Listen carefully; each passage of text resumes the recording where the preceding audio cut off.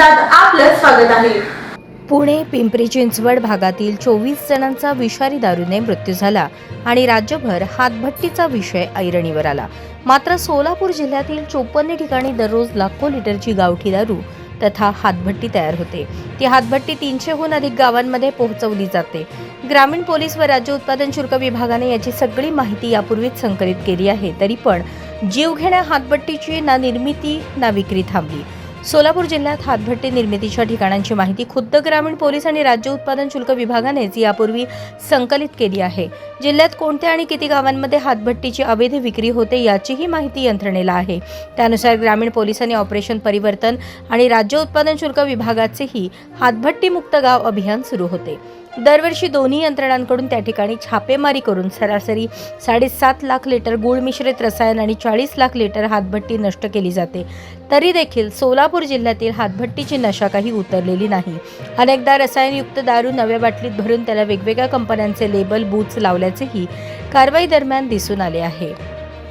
सोलापूर जिल्ह्यातील दक्षिण सोलापूर तालुक्यातील तिल्लेहाळ, दोड्डी, ओळेवाडी, गुरप्पा तांडा, मुळेगाव तांडा, वडजी, शिवापुढारी, सीताराम तांडा, बक्षी हिप्परगाव, वरळेगाव, उत्तर सोलापुरातील कोंडी, गुळवंची, तिऱ्हे, सेवालाल नगर, कवठे, भोजप्पा, घोडा तांडा, खेड, शिवाजीनगर, तर अक्कलकोट तालुक्यातील कलकरजाळ, कोसेगाव, तडवळ, मुंढेवाडी, बासलेगाव, नागोर तांडा, पंढरपुरातील देगाव, लक्ष्मी टाकळी, वाखरी, करमाळ्यातील सरपडोह, करमाळा, भाळवडी, जिंती, पारेवाडी, हिंगणी, वांगी, केतूर, मोहोळमधील बेगमपूर, भांबेवाडी, माळशिरस तालुक्यातील कुरभावी, गुरसाळे, धर्मपुरी, चंद्रपुरी, विजोरी, पिलियू, पारधीवस्ती, सांगोल्यातील पाचेगाव, खुर्द, हत्तीद, वाकी, शिवडे, चिकमहूद, महूद, बार्शीतील भातंब्रे तांडा या जिल्ह्यांमध्ये या ठिकाणी हातभट्टी दारू तयार केली जाते। पुणे पिंपरी चिंचवड येथील 24 जणांचा विषारी दारूमुळे मृत्यू झाला। यात राज्य उत्पादन शुल्क विभागाने योगेश वानखेडे वय 25 या तरुणास अटक केली।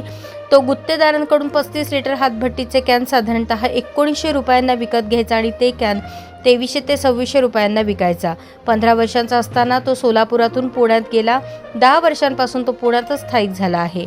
त्याचे सोलापुरातील आडनाव राठोड असल्याची माहिती राज्य उत्पादन शुल्क विभागाच्या वरिष्ठ अधिकाऱ्यांनी दिली। या अनुषंगाने चौकशीसाठी पुण्यातील एक्साईजचे पथक या आठवड्यात सोलापुरात येणार आहे।